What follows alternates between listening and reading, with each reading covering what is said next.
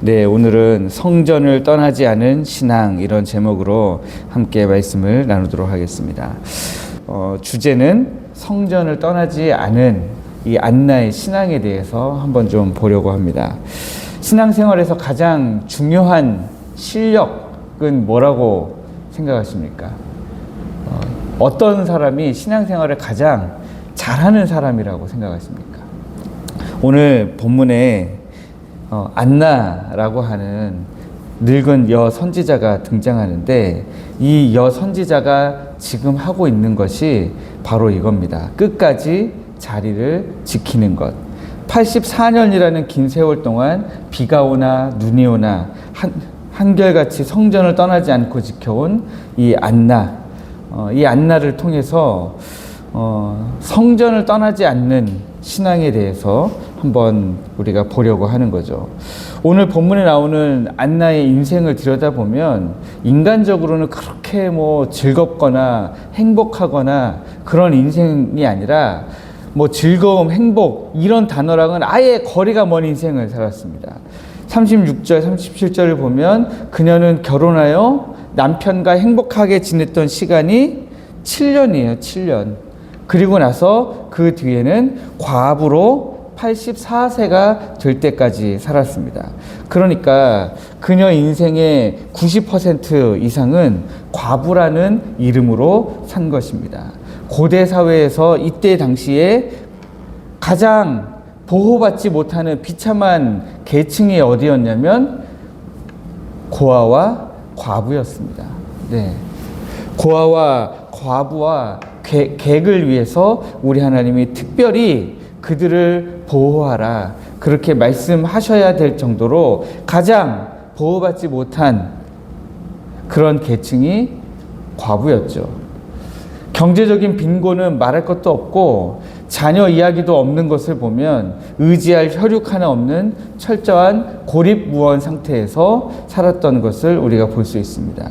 수십 년 동안 집에 가면 텅 비어 있고 아무도 없는 그런 사무치는 외로움과 싸워야 했습니다.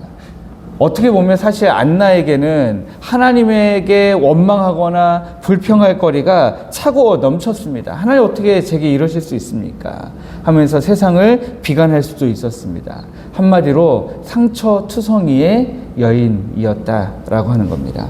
우리 인생에도 이런 감당하기 힘든 시련이나 어려움이 찾아올 때가 있죠.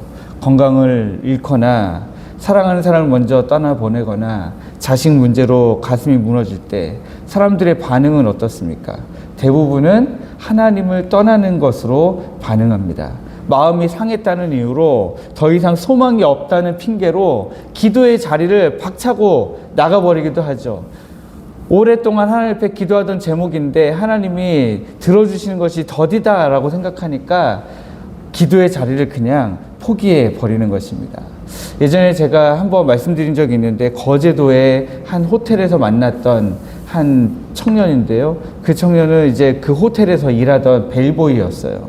그런데 그 청년이 저를 방으로 안내해 주면서 그러더라고요. 혹시 목사님이세요? 그래서 제가 예, 저는 목사이고요. 또 선교사입니다. 그랬더니 그 청년이 그러더라고요. 저도 원래 교회 다녔는데 저희 어머님이 병에 걸리셨어요. 근데 제가 하나님께 살려달라고 기도했는데 하나님이 우리 어머니를 안 살려주시더라고요. 그래서 저는 지금은 교회를 나가지 않습니다. 저는 그때 그 청년의 이야기가 참 너무 가슴이 아프고 지금까지도 가끔 생각나면 그 청년을 위해서 기도합니다. 누군지도 모르고 이름도 모르지만 그 청년이 너무 신앙의 정수를 알지 못하고 떠난 것에 대해서 참 마음이 그렇게 아프더라고요. 우리는 다 이런 반응을 보이게 마련입니다. 고통스러울수록 하나님께 가까이 다가가기보다는 하나님께 등을 돌리는 것이 일반적인 우리 인간의 본성이라는 거죠. 그런데 오늘 본문에 나오는 안나는 정반대의 선택을 합니다. 37절 말씀에 보면 과부가 되고 84세가 되었습니다. 그런데 이 사람이 성전을 떠나지 아니하고 주야로 금식하며 기도함으로 섬겼다. 이것이 바로 안나의 위대함인 거죠. 그녀는 슬프다고 해서, 외롭다고 해서 밖으로 나돌지 않았습니다. 오히려 그럴수록 더욱 깊이 아버지의 집, 우리 하나님의 성전으로 들어왔습니다. 그녀에게 성전은 도피처였기 때문에 왔다 하는 것이 아니라 그곳이 바로 하나님 앞에서 치열하게 씨름하면서 살아가는 그녀의 삶의 현장이었던 것입니다. 남편이 떠난 그 빈 삶의 자리를 한탄으로 채우지 않고 금식과 기도로 채웠습니다. 여기에 마지막 37절 마지막에 보면 섬기더니 이런 단어가 있잖아요. 이 섬기더니 하는 이 말은 헬라어 원어로 살펴보면 제사장이 제사를 드릴 때 하나님을 섬겼더라 할 때에 쓰는 제사장에게 쓰는 단어입니다. 그녀는, 이 안나는 비록 가진 것 없는 노인이지만 날마다 밤낮으로 나라와 민족을 위해 눈물로 기도하는 영적 제사장으로 그 기도의 자리를 섬겼다 하는 것입니다. 도대체 이 안나라고 하는 이 늙은 여선지자는 어떻게 그 긴 84년의 세월을 지치지 않고 그 자리에 머물 수 있었습니까? 38절에 보니까 그녀는 예루살렘의 속량, 즉 하나님이 보내실 구원자를 기다리고 있었습니다. 이 민족과 이 나라를 치유할 수 있는 것은 오직 우리 하나님뿐이다 라는 사실을 알고 있었기 때문에 그녀는 그렇게 기도할 수 있었던 거죠. 사람들은 다 나를 떠나고 내가 사람들 사이에서는 외롭지만 하나님은 나를 버리지 않으신다 라고 하는 믿음이 있었기 때문에 그녀는 성전 문지기처럼 기도의 자리를 목숨 걸고 사수할 수 있었습니다. 이 안나라 하는 선지자가 있어 나이가 매우 많았더라 했는데, 이 앞뒤로 살펴보면 안나가 선지자일 이유가 거의 없어요. 그렇잖아요. 누가 선지자로 불러준 것도 아닌데. 지금 남편을 잃고 그냥 성전에 머물러 있었을 뿐인데 그녀는 선지자라 일컬음을 받았습니다. 성경에 안나처럼 하나님 곁을 떠나지 않고 위대하게 쓰임받은 사람이 또 있는데요. 그 여호수아입니다. 출애굽기 33장을 보면 모세가 진에서부터 멀리 떨어져서 자기를 위한 성막을 세웁니다. 그리고 그것을 회막이라고 이름 붙이고요. 거기에서 이스라엘 백성들이 따라오지 못하게 하고 그 회막에 나아갔을 때에 하나님이 내려오셔서 모세와 친구처럼 대화를 나누십니다. 그럴 때에 그 회막 곁에서 누가 지켰느냐? 여호수아가 지킨 거예요. 여호수아가 지키고 있었는데 하나님이 내려오셔서 모세와 친구처럼 대화하시고, 그리고 모세는 그 대화가 끝나고 다시 회중들에게로 돌아갑니다. 진 안으로 돌아가죠. 그런데 여호수아는 끝까지 혼자서 그 자리에 남아서 그 회막을 지켜요. 왜냐하면 회막이 진에서부터 멀리 떨어져 있으니까요. 멀리 떨어져서 아무도 없는 그 회막을 여호수아가 끝까지 남아서 그 회막을 지킵니다. 그리고 나서 어떻게 됐습니까? 그 여호수아는 결국에 이스라엘 백성 전체를 이끄는 지도자가 된 것입니다.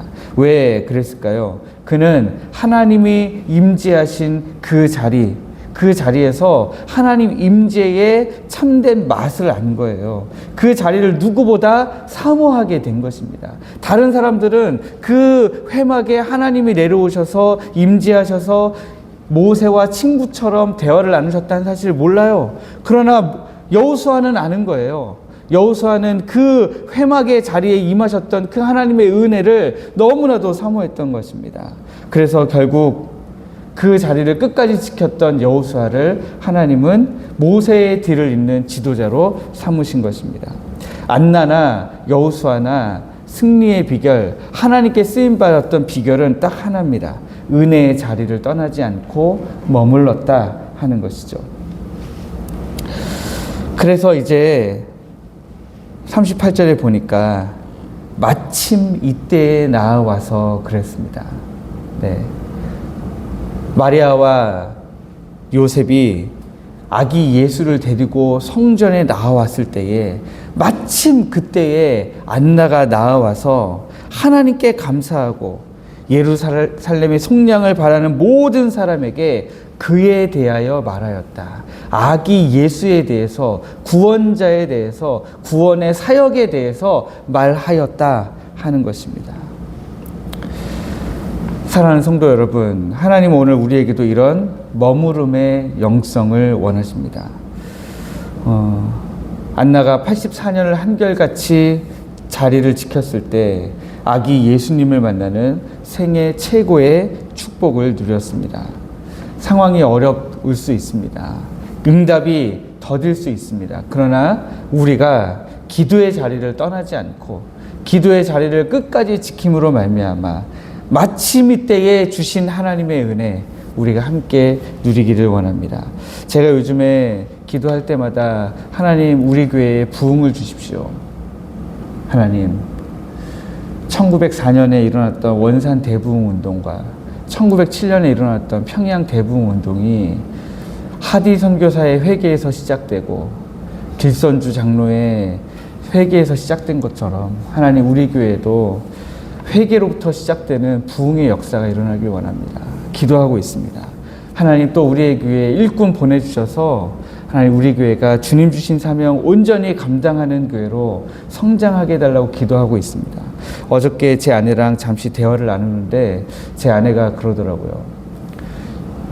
여보 나 요즘에 기도하는 내용이 있어 이러더니 저한테 그런 얘기를 하는 거예요. 최근에 미국의 에즈베리 신학교라는 그 신학교에서 부흥 운동이 일어났어요. 이 시대에 가장 우리가 눈으로 쉽게 볼 수 있는 부흥 운동이 1년인가 2년 전에 있었거든요. 학생들 사이에 부흥의 운동이 일어났는데 채플 예배를 드리다가 학생들 가운데 일어나서 똑같이 평양 대부흥 운동과 똑같은 역사가 일어난 거예요. 학생들이 일어나서 제가 이런 죄를 졌습니다. 막 가슴 치고 회개하고 앉아서 막 기도하면 또 다른 학생이 일어나서 저는 이런 죄를 졌습니다. 막 일어나서 기도하고 앉고 그렇게 해서 그게 그냥 몇 날 며칠 정도가 아니라 전 세계가 주목할 정도로 회개 운동이 일어난 거예요. 그런데 그 에즈베리 신학교에서 일어났던 그 부흥의 역사가 한 번이 아니었다는 거예요. 몇 년 전에 그런 운동이 조금 일어났었는데 그 학생들이 하나님 그때 주셨던 그 부흥의 맛을 하나님 우리에게 더 주십시오. 다시 주십시오. 다시 성령님 우리에게 돌아오십시오. 하고 몇 년을 기도했다는 거예요. 자리를 떠나지 않고. 몇 년을 떠나지 않고 그 자리를 지키면서 학생들이 기도했더니 결국 성령께서 다시 임하셔서 이 시대에 다시 일어난 성령의 부흥의 운동이다 하면서 에즈베리 신학교 부흥 운동이 일어난 것입니다. 저는 우리 교회에도 이런 부흥의 역사가 일어나기를 원합니다. 우리가 계속해서 기도의 자리를 지키고 예배의 자리를 지키고 하나님의 말씀을 붙들고 포기하지 않고 하나님 앞에 나아가면 하나님 우리 교회에 부흥의 역사를 주실 줄 믿습니다. 오늘 예화가 많아서 죄송한데 제가 존경했던 제 담임 목사님 한 분이 계세요. 근데 이분은 영국에서 박사 과정을 수료하시고 박사 논문을 지도하시던 교수님이 갑자기 사망하시는 바람에 박사 학위를 못 받고 돌아왔어요. 영국에서는요, 박사 과정을 공부하다가 이 박사 논문을 지도하시던 분이 사망하시잖아요. 그 모든 걸 다시 처음부터 해야 돼요. 그러니까 이분이 다시 처음부터 시작하지 못하고 그대로 이제 박사 과정을 수료만 하고 돌아오셨습니다. 근데 그분이 전공하셨던 주제가 뭐냐면 영국 기독교 역사 속에 일어난 부흥 운동이에요. 그런데 그 부흥 운동을 한국에 돌아오셔서 한 교회를 담임하시면서 그 부흥이 일어나기를 정말 소망하셨어요.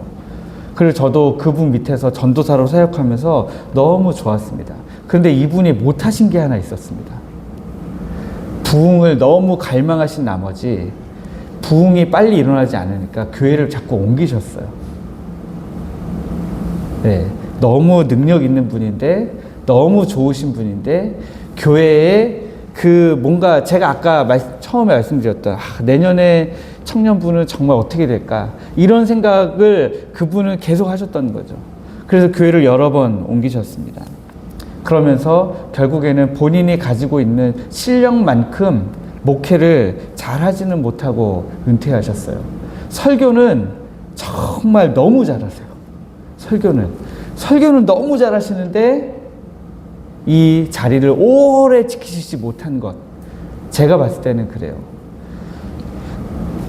저는 우리 교회 성도님들이 우리 교회 구석구석 이 자리를 오래오래 우리가 함께 지키면서 기도하고 예배하고 성전을 떠나지 않는 우리 교회의 신앙이 되기를 원합니다. 그러므로 말미암아 하나님 주시는 부흥의 역사를 우리가 함께 경험하기를 원합니다.